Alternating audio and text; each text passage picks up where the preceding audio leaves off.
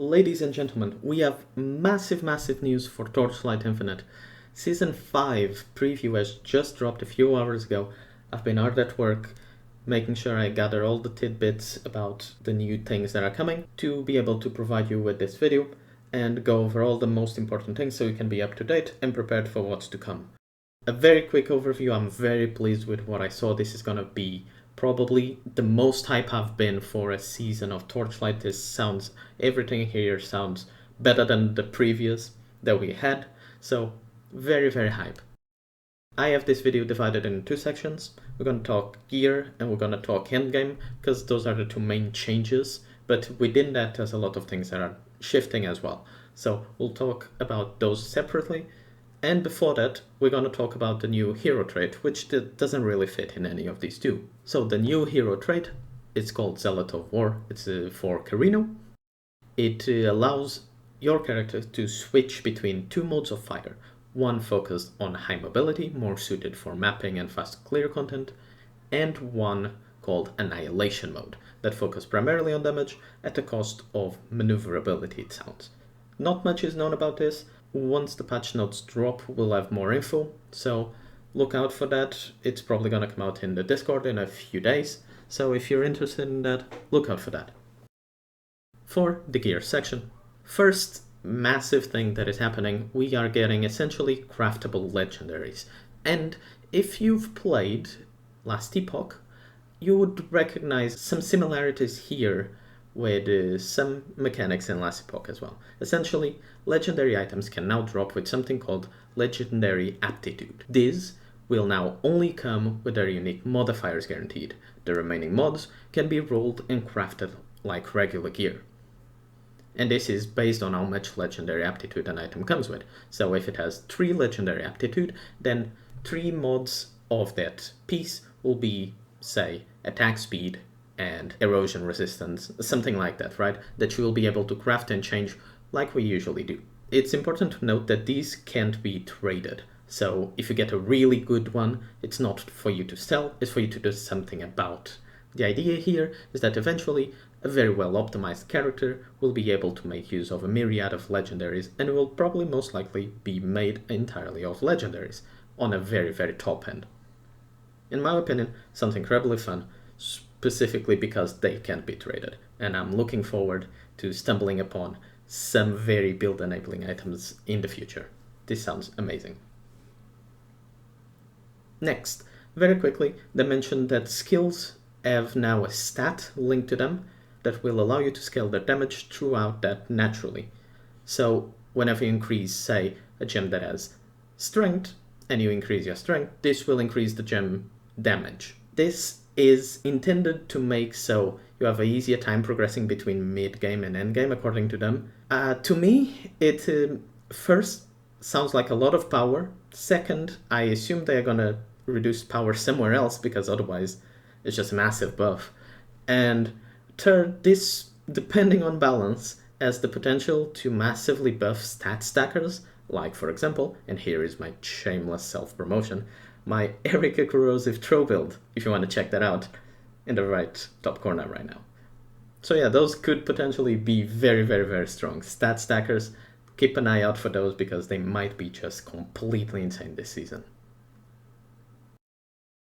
Next, massive Divine slate changes. The Divinity slates have been a long time needing of a change because they're very frustrating to craft, and now they are finally addressing this. First, each slate will come with a number of talents predefined.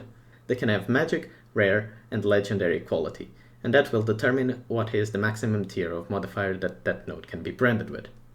Very importantly, there's no limit on attempts, which is a massive change. It will allow you to keep rebranding as long as you have the currency necessary to do so. It looked like from the video there's a few new different currencies for branding that we'll need to see how easy it is to acquire them or not. But not having a limit of attempts when you find a really good Divine Slate will be a godsend. Secondly, there's a new Divinity Pact item. They showed a few examples when used accompanied with the required branding materials. makes so the branded talent node comes from a specific talent tree. So there's, for example, a Divinity Pact for Ranger or for Shadow Dancer, and it will guarantee to give you a node similar to the ones in that passive tree. Amazing change, gives you a lot more control over your slates, which was very needed, as crafting good ones of these would sometimes consume stupid amounts of currency. Honestly, it was insane, and was almost completely out of your control, which is where the frustration comes from. Also, an extra tidbit that they talked at the end there, you can now guarantee slates with legendary nodes from the Cube of Rapacity. So if you're needing of slates, look in there. Another very small, quick change that is happening, these new legendaries can use the inheritance system to essentially, when you have two of them, consume one and transfer the crafted mods from it to the one that you will retain, essentially picking and transferring affixes that you have crafted. This comes with some caveats, like the plasticity seems to, they say it gets reset. I assume that means it goes down to 0, but that would require some testing, as the example that they gave wasn't very clear. Also, there's a regular gear items, I should say. There's a new priceless items tag, which seems to always drop at level 100. They are guaranteed to have a tier 0 affix, and items are now limited to dropping with only one tier 1 or tier 0 affix, so no more dropping 6 tier 1 items. Now for the endgame system, and again, massive changes happening here. The endgame is going to feel entirely new.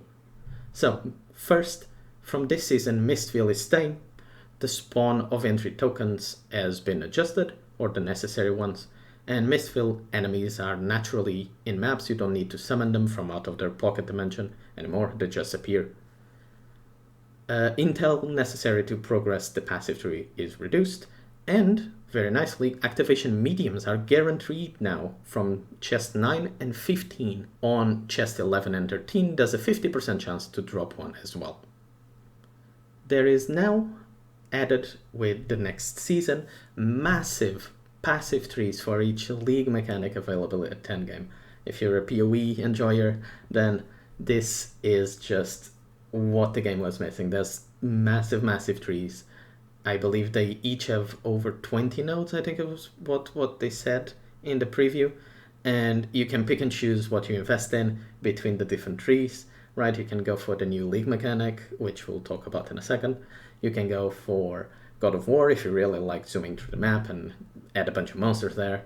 Just tons of things to explore. I cannot wait to get my hands in there and start making cool new trees. And the very nice thing is that passive trees, like the pro builds system that is now in the game, are shareable. So if I find a really cool passive tree, I can just post it somewhere and share it with you guys, and it just makes everything so much simpler for both your side and my side as content creator. A second major change, trade cards are gone. They are now replaced with these passive trees.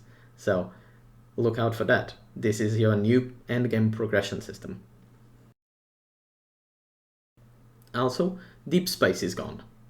Instead, the difficulty that was added with deep space is primarily coming from compasses as well as the passive trees.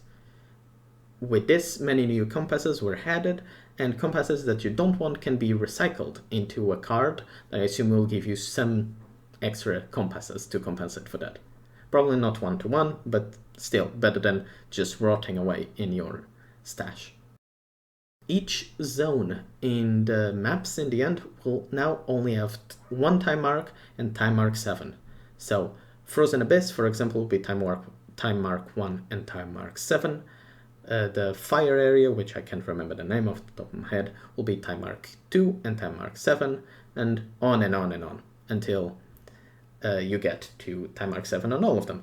Very simple, simplifies the way you have to grind till time mark 7, makes so you don't have to jump 1-to-1 all the time, right? Makes things simpler and just more straightforward, which is what we all want, I assume. Also, there has been reduced the amount of planeswalkers, I think it's the name, the gods that the bosses, the what am I saying?